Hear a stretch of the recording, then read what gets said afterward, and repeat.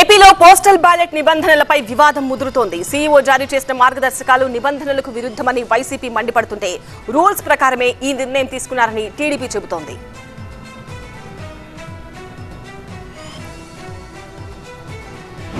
ఏపీలో పోస్టల్ బ్యాలెట్ల లెక్కింపు అంశంపై ఈసీ తీసుకున్న నిర్ణయం వివాదాస్పదంగా మారుతోంది. పోస్టల్ బ్యాలెట్ పై రిటర్నింగ్ అధికారి సీల్ లేకున్నా సంతకం ఉంటే ఓటు చెల్లుబాటు అవుతుందన్న రూల్ ని తప్పుపడుతున్న వైసీపీ ఈ నిర్ణయాన్ని పునఃసమీక్షించాలని ఇప్పటికే ఎన్నికల కమిషన్ ను కోరింది.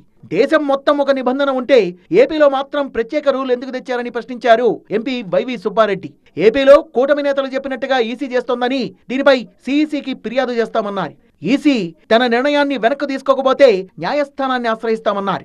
ఇంకెట్లా గెలిచే ఆలోచన లేదు.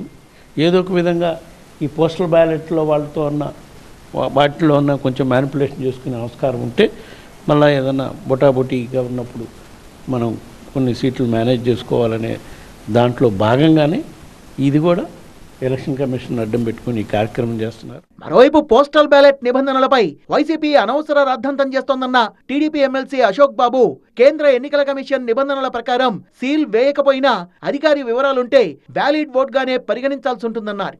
బ్యాలెట్ పేపర్ అకౌంట్లో టాలీ కాకపోతే ఆ బ్యాలెట్ పేపర్ రిజెక్ట్ చేయమన్నాడు. కవర్ మీద సంతకం లేకపోయినా లోపల ఇన్ఫర్మేషన్ లేకపోయినా రిజెక్ట్ చేయమన్నారు.